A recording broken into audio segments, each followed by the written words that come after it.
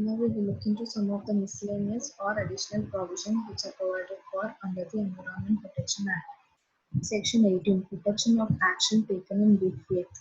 So, no suit, prosecution, or other legal proceeding shall be against the government or any officer or other employee of the government or any authority constituted under this Act or any member, officer, or other employee of such authority in respect of anything which is done or intended to be done in good faith in pursuance of the Act or the rules made or orders or directions issued thereunder. So it may be any officer, employee, or as well as the government. No action can be taken against them, or no suit can be proceeded, or no prosecution can be taken against them if the act is done in good faith, that means with good intentions and in accordance with the act. In such case, no measures can be taken against them.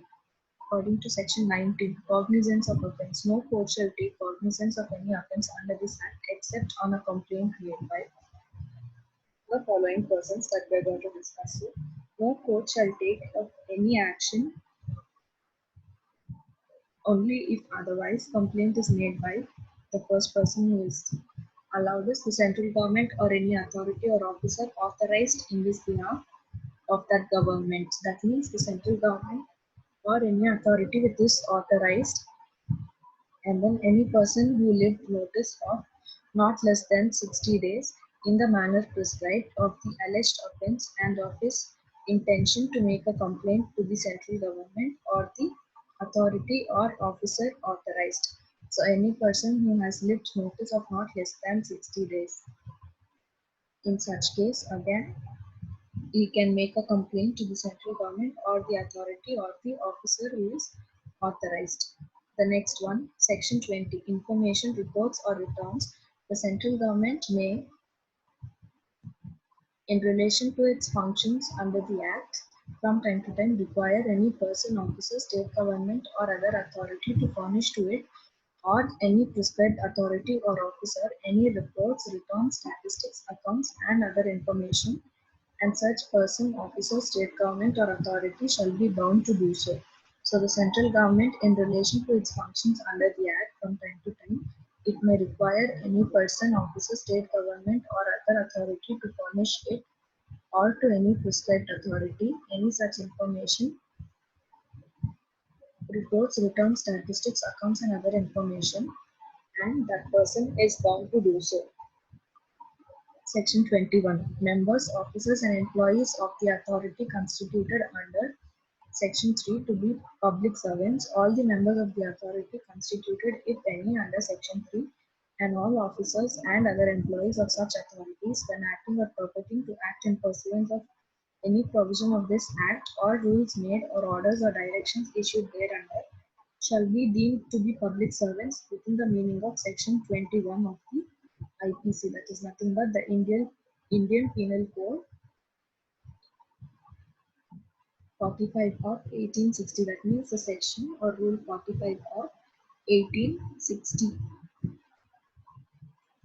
Section 22. Bar of jurisdiction.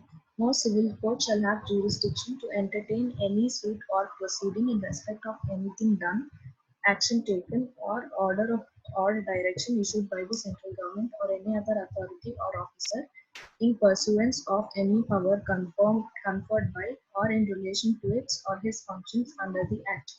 So, no civil court will have any jurisdiction to entertain any suit or proceeding in respect of anything which is done or action taken or order or direction issued by the central government or any other authority or officer in pursuance of any power conferred by or in relation to its or his functions under the Act. The next one, Section 23, power to delegate. Without prejudice to the provisions of subsection 3 of Section 3, the central government may, by notification in the official gazette,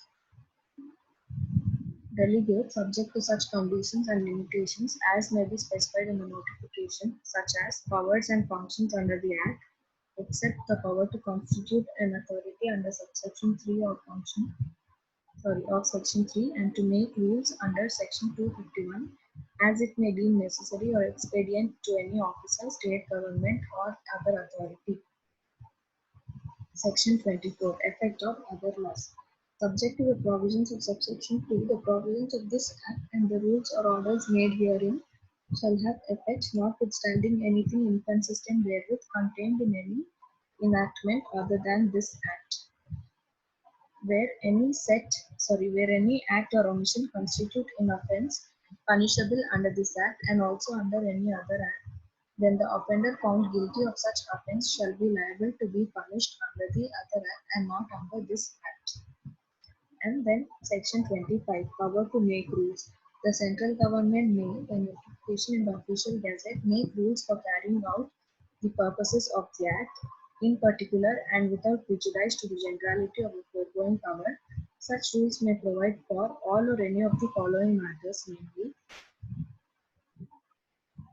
the standards in excess of which environment pollution shall not be discharged or omitted under section 7, the procedure in accordance with and the safeguard in compliance with which hazardous substance shall be handled or caused to be handled under section 8, the authorities and agencies to which intimation of the fact of occurrence or apprehension of occurrence of the discharge of any environmental pollutant in excess of the prescribed standards shall be given, and to whom all assistance shall be bound to be rendered under subsection 11 of section 11.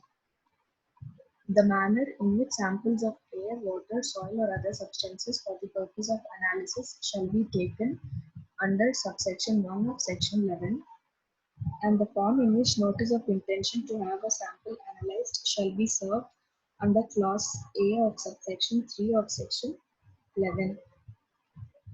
The functions of the environmental laboratories, the procedure for the submission of laboratories of sampling of air, water, soil, and other substances for analyzing or test, the form of laboratory reports, the fees payable for such report, and other matters to enable such laboratories to carry out their functions under subsection 2 of section 12. The qualifications of government analysts appointed or recognized for the purpose of analysis of samples of air, water, soil, or other substance under section 13, and the manner in which notice of offence and of intention to make a complaint to the central government shall be given under clause B of section 19. The authority or officer to whom any report, return, statistics, accounts, and other information shall be furnished under section 20, and any other matter which is required to be or may be prescribed. And section 26, rules made under this Act to be laid before Parliament. Every rule made under this Act shall be laid as soon as may be after it is made before each House of Parliament while it is in session for a total period of 30 days, which may be comprised in one session and before expiry of session immediately following the cognitive power of fusion.